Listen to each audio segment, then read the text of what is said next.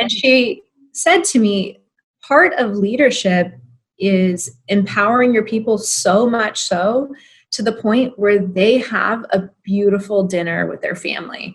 And that was like, took me back and just made me rethink my entire approach to leadership. Because at the end of the day, if my role as a leader is to empower people, create meaningful work for them, help them be even more fulfilled in their job, and the end result of that is that they have an amazing dinner with their family, like how beautiful is that? And then I kind of was like, well, why does it have to stop there? Why does it just have to stop at the dinner table? Because if somebody truly is happy at work and they bring that happiness home, and then that happiness spreads to their wife and their kids and their mom and their dad and their uncle and their aunt, and then that happiness then spreads even further. I mean, what kind of world would we live in if people were happy at work? Welcome to episode 70 of the Innovating Advice Show. I'm joined by Stacey McKinnon, who is the Chief Operating Officer at Morton Capital Management, which manages $2 billion in assets and has a team of 45 people. What's surprising, though, is that 75% of those team members came to Morton with no prior experience in financial services. In this episode, we're discussing how Stacey has completely flipped hiring on its head, her extreme focus on client and employee experiences, and her big, hairy, audacious goal that could not only transform financial services, but make the whole world a better place. Whether you're a solo shop or also have a team of 45, this episode will change your thinking about how to find and build your team and the positive impact that can have on the world. Links and transcript at innovatingadvice.com or directly through the link below.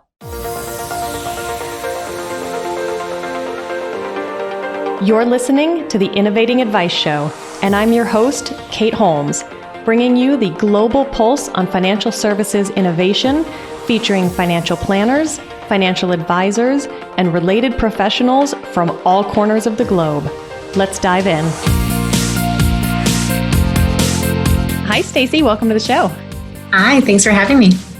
It's such a pleasure to have you here. We have such an important discussion to have. And to provide some context for this powerful topic, I want to share with the audience a few of your own words, and then I'll probably ask you to explain how you came up with this really, amazing outlook on the future of the workplace. And you said, I have this dream that if workplaces were better, that it would actually fix a lot of societal issues, that if people were happy at work, there may be less depression in the world, less suicide, and happier relationships. And then anything you can do to help people think differently about the workplace and think about it being a place where leaders have the responsibility to help society be better by helping their people be happier. That's amazing. I believe that so strongly. It's like my personal why in life.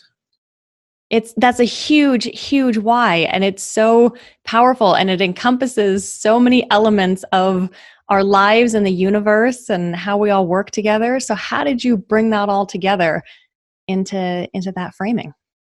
It was actually a really interesting story. About 2 years ago, maybe a year into me becoming the COO of the company, I had a prospect meeting, and this particular prospect was actually a leader of a nonprofit organization. And as I was chatting more with her about her life and what she enjoys and what she loves, she said her favorite part of being a leader is the dinner table conversations. I'm like, the dinner table conversations? What do you mean by the dinner table conversations? Yeah. And she said to me, part of leadership is empowering your people so much so to the point where they have a beautiful dinner with their family. And that was like, took me back and just made me rethink my entire approach to leadership. Because at the end of the day, if my role as a leader is to empower people, create meaningful work for them, help them be even more fulfilled in their job, and the end result of that is that they have an amazing dinner with their family, like how beautiful is that? And then I kind of was like, well, why does it have to stop there? Why does it just have to stop at the dinner table? Yes. Because if somebody truly is happy at work and they bring that happiness home, and then that happiness spreads to their wife and their kids and their mom and their dad and their uncle and their aunt, and then that happiness then spreads even further. I mean, what kind of world would we live in if people were happy at work? And I read a recent Gallup poll that was like outstanding that said that something like 80% of people are unhappy in the workplace. And that made me just take a step back and realize the power of excellent leadership or empowering leadership, because we as leaders, if we can create more happiness with 80% of our world in just the way that we treat people and we work with them, I mean, that's massive change that could occur. So that's my big, hairy, audacious goal is to change the dinner table conversations, which hopefully will have more of a long-standing impact. And change the world. So you may have created the answer to world peace. If we would I wish it was that easy. If it was that easy, that would be really amazing. But leadership is a hot topic. Leadership is a hot topic in our world right now at the highest position. So how do we change actually the way that we treat one another and the impact that can make? I think there's a lot of amazing quotes about kindness out there, but I'm a true believer that kindness might be one of the most powerful starting points of change. Yes, it is. And we're going to be talking a lot about, okay, how do you build that team and how do you find that talent and the shifting workplace in this new, totally virtual world we're all living in. But to also give a little more context, you have a pretty incredible story of how you became the chief operating officer of Morton Capital. And it is not a traditional path that probably anybody else has taken. So talk us through how you came into that role. Sure. Well, just even a little bit of history. I went to UC Santa Barbara, which is on the California coast. I have a bachelor's degree in business economics and religious studies, which are two very polar opposite topics. I actually think I use my religious studies one more, though, in this industry than I do my business one, mostly because it taught me about people and people coming from different places in life and trying to meet them where they're at and better understand, hey, what are the things that you value? Where are you coming from? And then how can I help you get to where you want to go? Yeah. While working in Santa Barbara, I was a wedding and event coordinator. And that was such a fun career. And I really enjoyed helping people in that way. But then when I myself was going to get married, I moved to a new location and there was just no opportunity for wedding and event coordinators where I was. So I joined a Pilates studio and then I loved it. And so I said, I'll be an instructor. And then I was an instructor and eventually the owner needed help managing the studio. So I started managing the studio and I was doing that for about 2 years. And one day after class, one of my clients came to me and said, hey, I just took over running a wealth management firm. Will you come join? And I was like, I'm not sure I can transition from being a Pilates instructor to sitting behind a desk all day. And she was very persistent. She said, look, I love the way that these classes are run. I love the energy you bring to the table. So I think you could be really successful in finance. And it's not Wolf of Wall Street like people think. It's not all about Bernie Madoff. It's actually really powerful, the impact you can make on people's lives. So after quite a bit of convincing, I joined the firm in 2014 and became the chief operating officer in 2017. I also have my CFP and work with some clients. But overall, it was a huge change. I'm so happy I did it. I'm so happy I decided not to just let what I knew dictate the rest of my life. I mean, my life has transformed in the last 6 years. And I think that's also what makes me really passionate about leadership, people, and talent development, because this industry can offer so much to so many people, not just the clients we serve, but the people we have on our team. And I would love to give other people the same opportunity that was given to me. Well, and you also worked at Peet's Coffee. I did. I also worked at Peet's Coffee, which that was a transitional moment too in life. I'm so grateful for that because I've recruited 6 of my coworkers from Peet's Coffee to now work at Morton Capital. It's amazing. And we're going to talk about how that's happened because that's just so cool.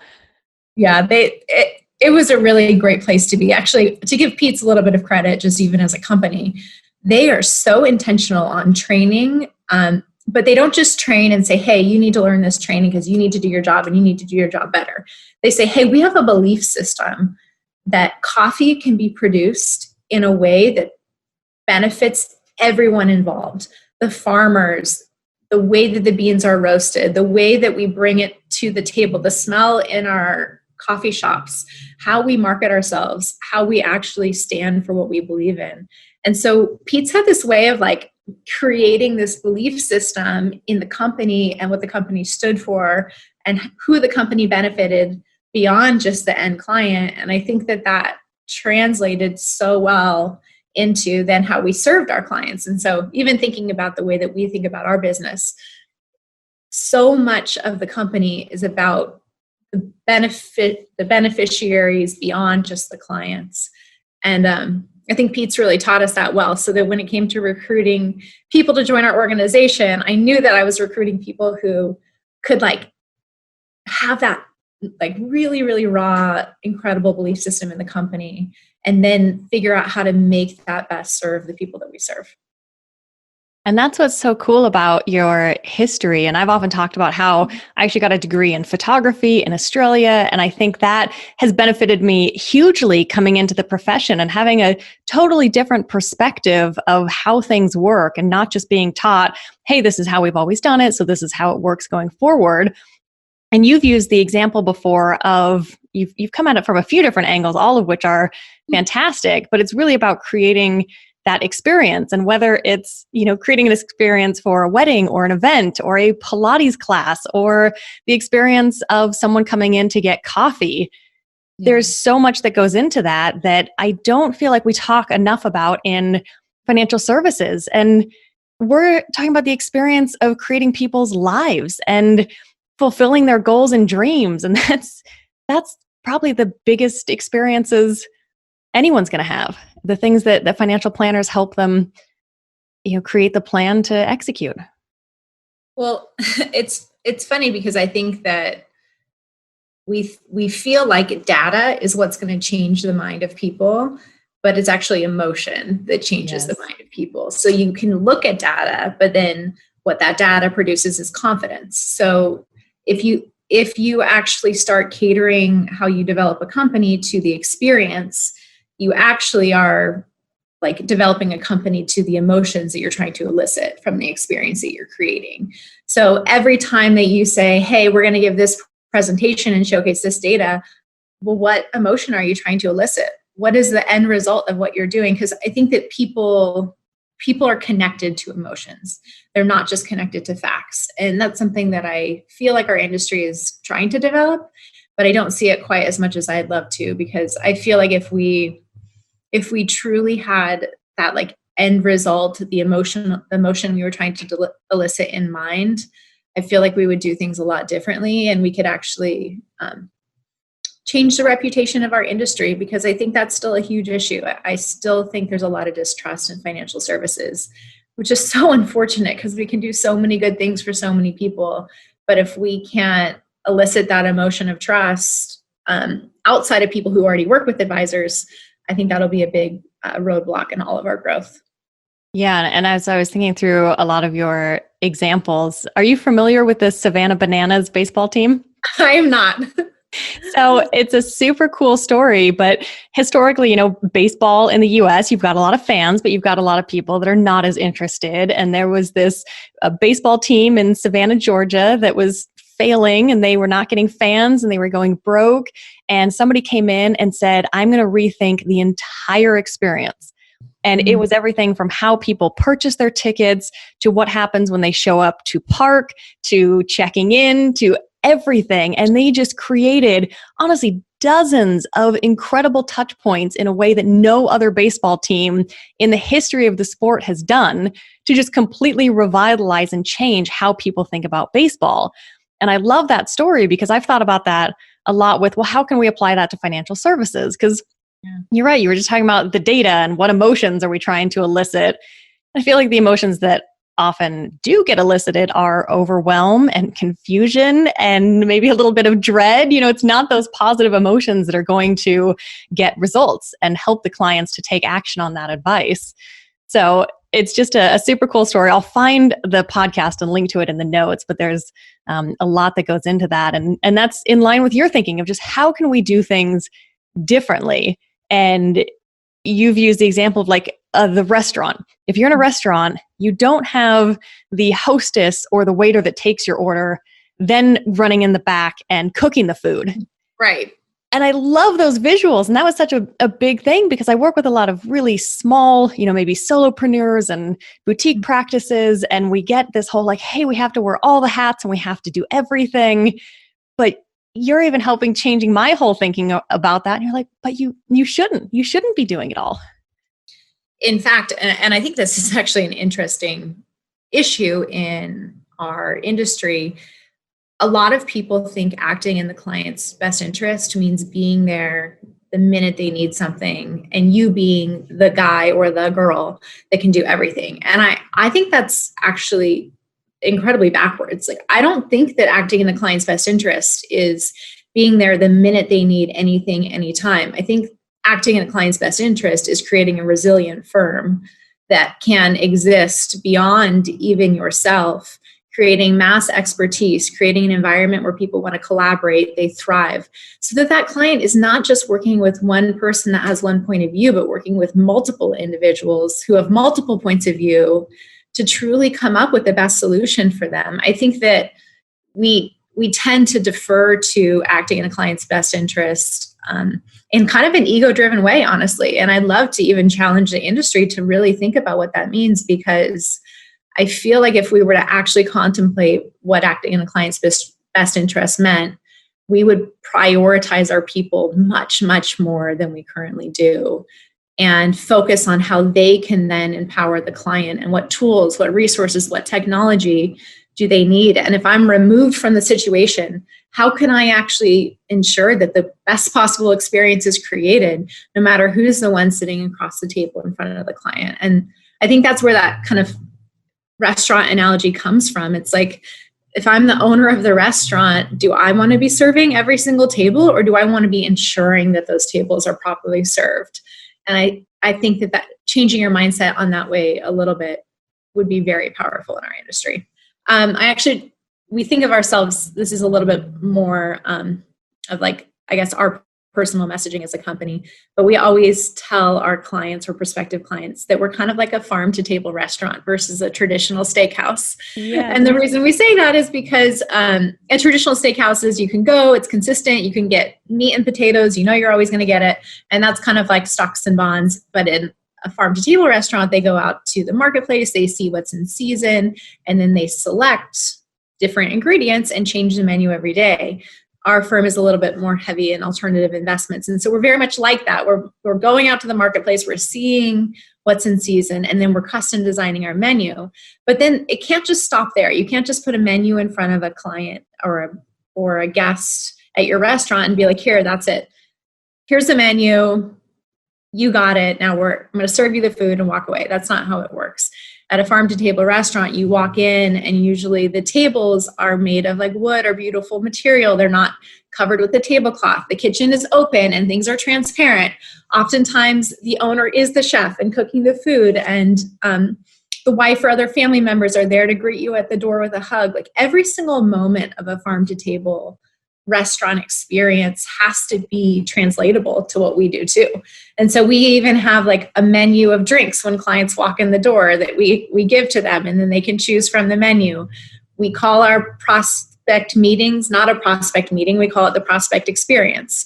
And in the prospect experience, it has things like some time dedicated to whiteboard brainstorming. We share a short video during the prospect experience. There is some slides and some PowerPoints, but we're trying to kind of even grab some of the different senses, because at the end of the day, the experience we create is what's going to tie the client to us.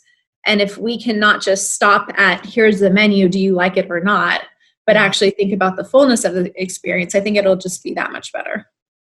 That's fantastic. And I love that it's all about that experience. And again, the Savannah Bananas thing is just how do we create a different experience and think about it differently. And touching on that point about what's in the client's best interest, that's a huge challenge we have coming up in this profession in the US and the UK and other, more developed financial planning countries around the world, is all these solo owner businesses.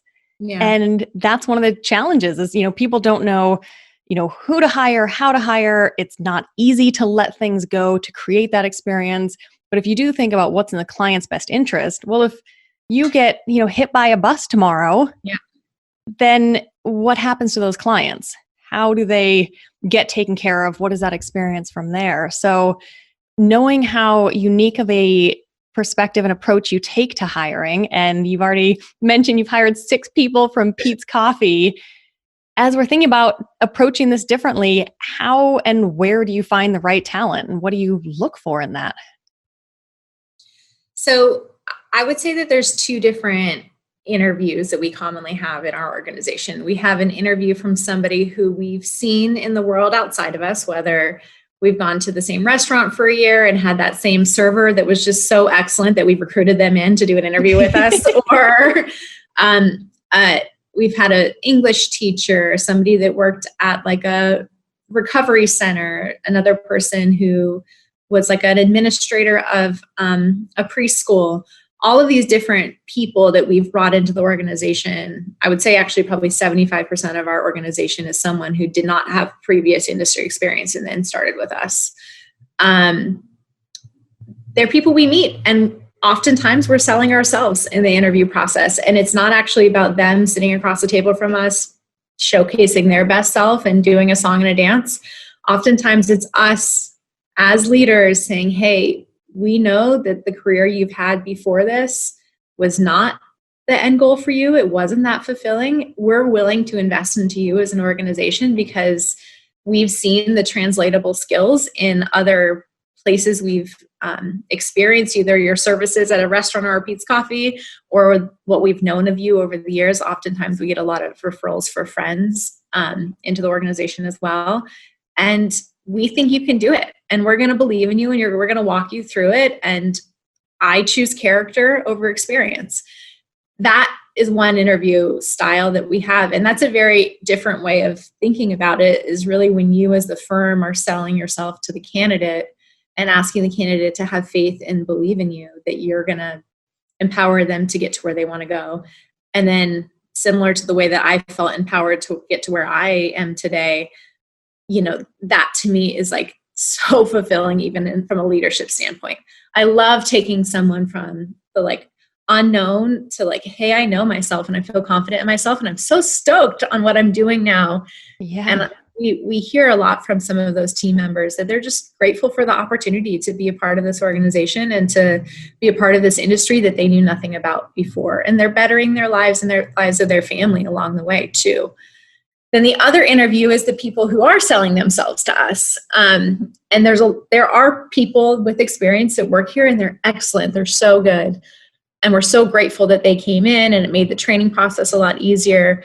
But that interview experience is a little bit different because we're also looking for character, and then character along with kind of knowing how to do the job, or have had similar job experience in the past. So I think that in the interview process, we've had to be very open-minded to both selling ourselves and having someone sell themselves to us.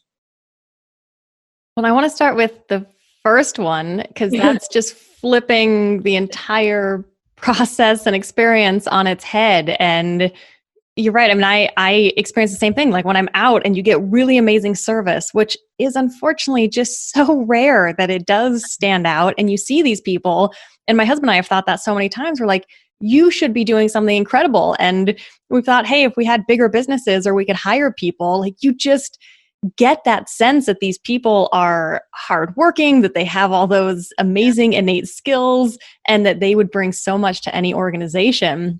So what advice would you have to people that are stuck in the more traditional way of thinking of, hey, you have to have a resume, and I'm always looking to see who's hiring because I'm super curious what's going on out there. Yeah. All of it is, even for an entry level operations, it's usually, 3 to 5 years of experience in financial services and a degree in finance. And there are so many barriers that, like you just said, I can see why people are so grateful, because there isn't a traditional path into these roles. No. So what advice would you have for people to help them start to think outside the box and identify those people when they're out in the world?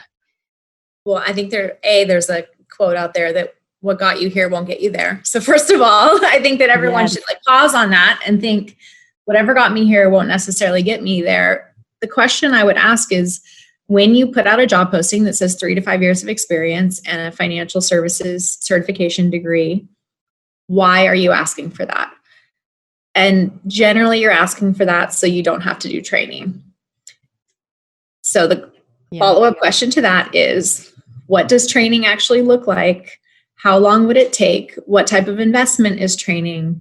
And would it be better to have somebody with better character and values that align with you and do the training? Or is it better to not have to do the training, but then end up with a smaller pool of potential talent, and potentially talent that comes with a lot of preconceived notions of what financial services is, and maybe even bad habits that they've learned in other organizations. And that's not always true. I want to just clarify, like, we have a lot of really good people that have experience that work for us. But I think that oftentimes leaders default on what they know because the unknown takes a lot of work and effort. The second piece of that, besides training, is also communication. So communication and training can solve like most issues that organizations run into, but that puts the impetus on the leader or the manager to be the responsible party, not the team member to be the responsible party. So oftentimes when we think about leadership or management, we're transitioning responsibility to that employee to say, hey, you need to bring your best self to work every day. You need to show up in these ways. When you are hiring somebody from outside the industry, you actually have to take more of the responsibility. I'm going to dedicate time to training you. I'm going to dedicate time to communicating to you. I'm going to dedicate time to empowering you. And my request for you is that you just are open-minded with like a heart to learn. I just want you to learn. I want you to be stoked about learning. I want you to be invested in learning. I'm just asking for learning for the next 6 months. That is a total change in mindset and much more difficult from a leadership standpoint to execute. So how many people work at Morton Capital? We have 45 team members. So definitely on the bigger side. Yeah. So there are a lot of people in this organization. Yeah. I mean, 45, that's pretty big. So what about those solo practitioners or the people with, 3 people in the business? Can they still employ this same thinking and take that time to train those people and invest that initial 6 months? I think they can. But again, it's about having the mentality that you want to build a resilient firm that's truly going to act in a client's best interest. And you have to believe that acting in a client's best interest is not you being at the table for every single conversation and every single activity. You have to believe that a client will be so much more benefited if you have time in your day to read the latest research on financial planning strategies or look at the investment universe from a broader sense and truly, understand what's in their best interest, that you even want to drive growth. I mean, sometimes clients get a little bit intimidated by growth because they're like, oh, wait, you won't have time for me anymore. I mean, in fact, what growth does is it provides more capital for me as a business owner to reinvest in the company, to hire more talent, to have more points of view. And you are going to be served so much better if we grow than you ever were before, if the business owner is actually investing in creating that resilient company. And so that's my advice, is like, take a step back and say, hey, what are the activities that I'm doing that I shouldn't be doing because it's actually impeding the client experience? Who can I hire to do those activities? And what's it going to take to train them? And by the way, it doesn't always mean you training them either. Like we spread training out across this entire organization every time someone new comes in, so that a lot of the pressure isn't just on one person or one team. But there's also training resources out there in the industry. Schwab has training program videos. Fidelity has training program videos. There's lots of consultants. There's operational groups that people can join. I mean, I don't think it all has to be on the shoulders of the principal of a 4-person firm. Yeah, I agree. So how do you decide when you go that first route of finding someone amazing and selling the firm to them, or the second route of, hey, we are looking for experience and the person is selling themselves to you? We do it at the same time. So we kind of put out the broad-based mandate of like, hey, we're looking for good people. We tell everyone on our team, if you know somebody that you think would be a good fit, please refer them in and we'll interview them. And then in addition, we send out some type of like a posting either LinkedIn, or we've been working really closely with Athletes to Careers, a group that takes former professional athletes and helps them find careers.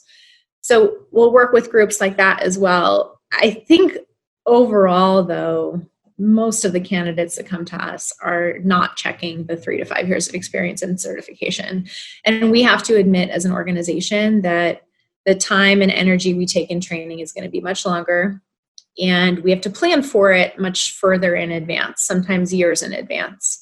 So I might be planning for somebody right now that I'm trying to hire that I need to grow into an associate advisor role in 2 years, because the current person in that role has about 2 years left until they can become a lead advisor and fill another lead advisor slot that's going to become a senior advisor and like manage their own team and do more business development. So you're constantly playing this game of like, who's moving and where do I need to fill a spot?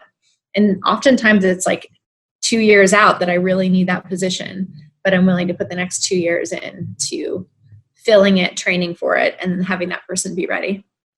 Well, and that's a really important thing, because that's one of the other challenges in people hiring in this profession is there is generally a lack of career path, and people that go in and they kind of get stuck. And not to be picking on the smaller businesses, but it is a bigger problem there where, maybe they're going to be a succession plan, but the goalpost keeps moving, or, the business isn't growing, so there isn't anywhere for them to go. So how many layers, I guess, of a career path do you guys have? We have so many layers. So we basically have 5 different departments. So we have a client service career path. We have a business operations career path, think like MBA. We have an investments career path, a financial planning career path, and an advisory career path. So most people have the option to go on any of those career paths. But something you just said, I think, is so important. I said it earlier as well. We have to grow in order to do that. And I think that's where some of the smaller firms get a little stuck in the chicken and the egg. Do I hire this person to free up my capacity to grow? Or do I grow so that I can hire this person? I would make a bet that the former is probably your better solution. I think figure out a way, if you can be more long-term minded, saying, hey, I'm going to grow and I'm going to be able to like double our revenue in X number of years if I have the right team in place to do so. So I'm going to make this investment that might force me to take a short-term hit for the next 1 to 2 years, with the ultimate goal of creating that stronger firm for my clients, and honestly creating a stronger firm for your team too. I mean, there's 3 people we serve at this organization: our clients, our employees, and our partners, and we have to serve each of them with excellence. Otherwise, it's not going to work. If one of those 3 parties is not served well, it's not going to happen. And is everyone at Morton on salary? Everyone at Morton is on salary. So even our advisors are on salary, and then we have a revenue sharing bonus pool. So everyone in the organization wins together. We pay out bonuses quarterly, so we also win regularly. Wow. And there's no discretionary bonuses across the board in the entire organization. Most team members work really hard to move up their career path. We're really intentional on putting together timelines for each team member, helping them get to where they want to go, setting very clear expectations. So where in a traditional organization, you'd have people working really hard to make their bonus every year, we don't think that that's in the best interest of our company long-term. We think it's better to motivate from a compensation standpoint for people to move forward in their careers. So we've stripped discretionary bonuses altogether, although maybe we can give a spot bonus here or there, and really made it focus on winning with the firm as opposed to being kind of like a career pathing metric. The salary, moving to a salary model as opposed to a trailer model or like some type of production bonus model, was definitely a long path for us. I'm not saying it's perfect for everyone. I actually think it was pretty hard to get to where we are today. Yeah. But I will tell you that when we bring in a brand new client and they do need paperwork quickly because they're going on a vacation, our client service team members are like stoked to do that paperwork really quick because that translates into a bonus in a few months. Every time we bring in new clients and we share in that revenue. And then it's also really helpful for our advisors. They're all on a different tiering system. So based on how much revenue they bring in, they can get more of the bonus pool. So I think they're even working really hard together to be like, hey, I'm not the right fit for this client. You're the right fit for this client. I'm going to pass them over to you so you can close this business and like really serve them and help them well. And at the end of the day, since we're all sharing in a group bonus pool, we're all going to win together. So I think the collaboration, communication, has even connectivity of the people. We're all rowing in the boat together. It's been a really amazing change that we made about 2 years ago. So will you guys just keep growing and growing? Is there a ultimate goal? The ultimate goal. It's a question for every single firm. And we always don't have a very good answer for it. You know, there's it's a funny thing. I don't know if you're very familiar with Simon Sinek, but he put out a new book called The Infinite Game. And what's interesting about The Infinite Game is that it kind of proposes this idea that there doesn't have to be finite goals, but there can be an infinite goal. So what if the goal is the pursuit of being better servicing your clients, being a better organization to your people? And can we get comfortable with maybe not having a specific metric or a specific answer to that question, and instead focus our energy and attention on setting clear goals that make us better and then reflecting on whether or not we accomplish those goals to make us better? That could be like enhancing our financial planning service offering. It could be like evaluating our service offering to make sure that we're not overserving or underserving certain clients. That goal could be a revenue generating goal. I think it can look like a lot of different elements. For our advisory teams, we measure growth in 4 ways: revenue growth, relationship growth, personnel growth, and personal growth. And so depending on your position, you're going to be evaluated more strongly on revenue growth or more strongly on personal growth. And that is something that we've also just changed in our organization too, is like, how do we push forward both the client facing side and then how we bring our best selves to work side as well. And I would imagine one of your infinite goals is also that dream of happiness in those dinner conversations and making a positive impact on the world. Well, and I talk about the dinner table conversations from a leadership standpoint, but I mean, it's just as powerful with our clients. I mean, we talked about emotions a lot earlier.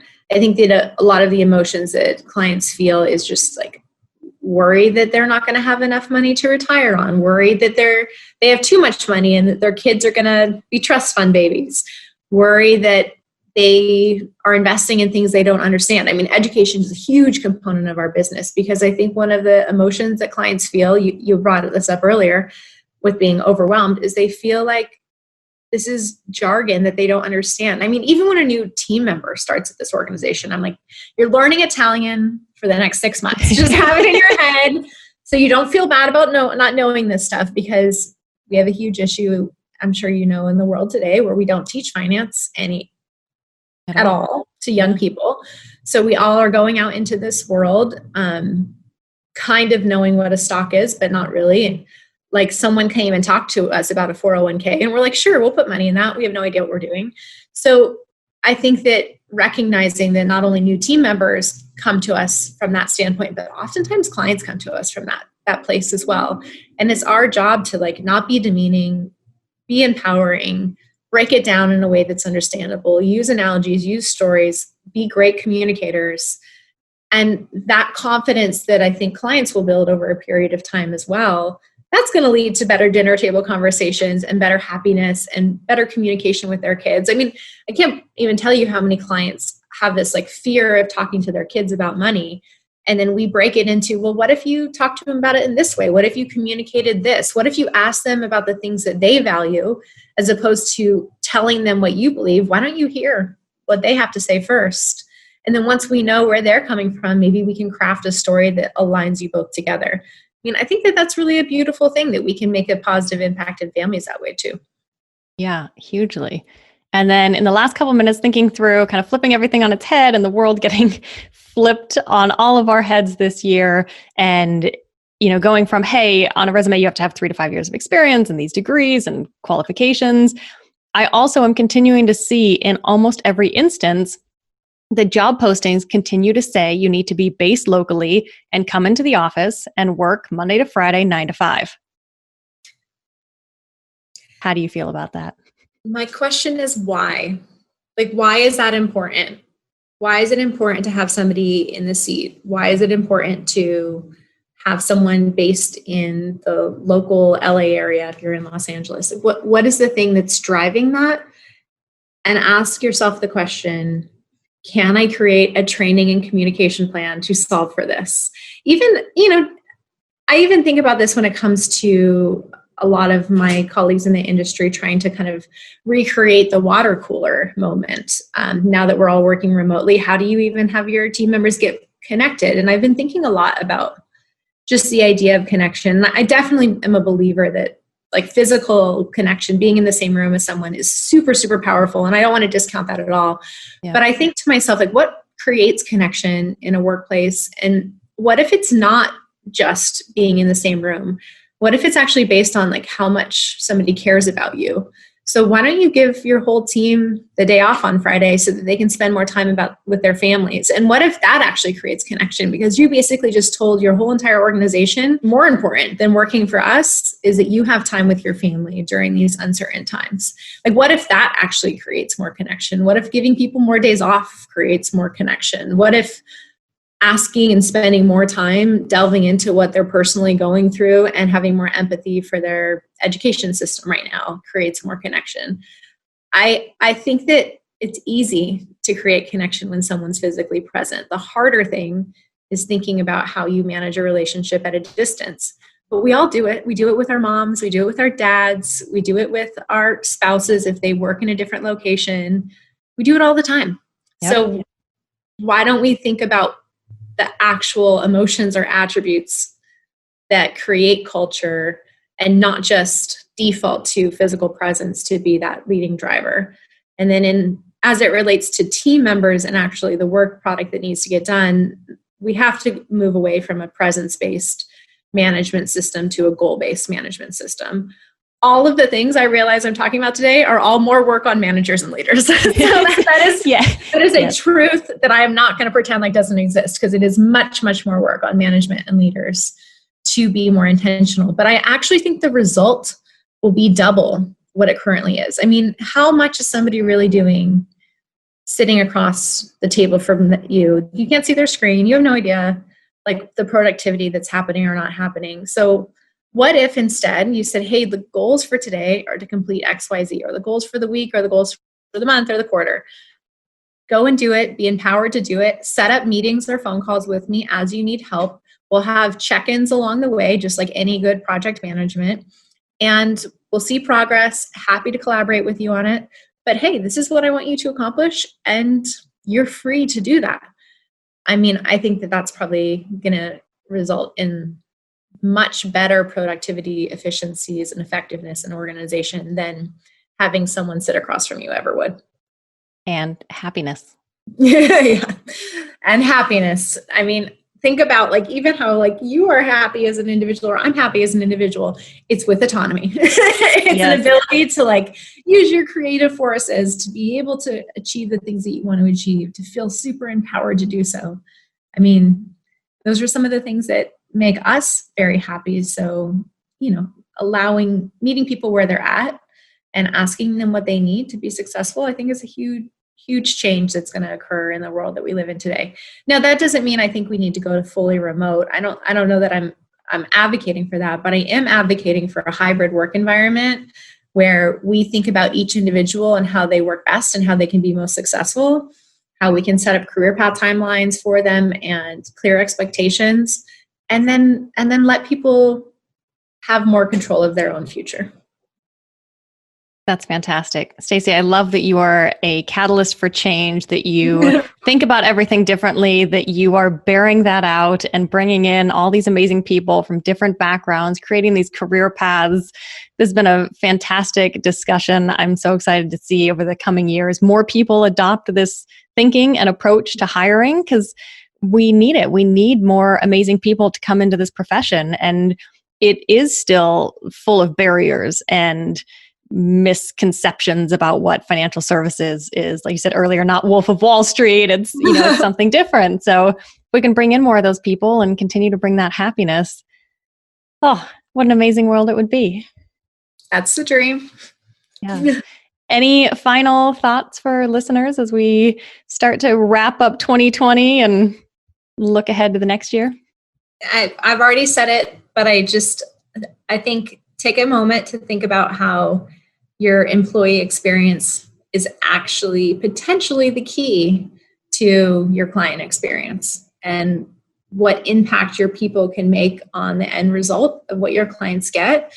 And I did a presentation earlier this year called Good to Great for Insiders Forum. And my hypothesis is if we focus on the employee experience, that is actually the ticket to get us from a good firm to a great firm, because the end result is going to be in the client's best interest and benefit them. So that's my one challenge for the industry, is continue to really think about what it means to act in the client's best interest. And maybe it's not what we've always thought.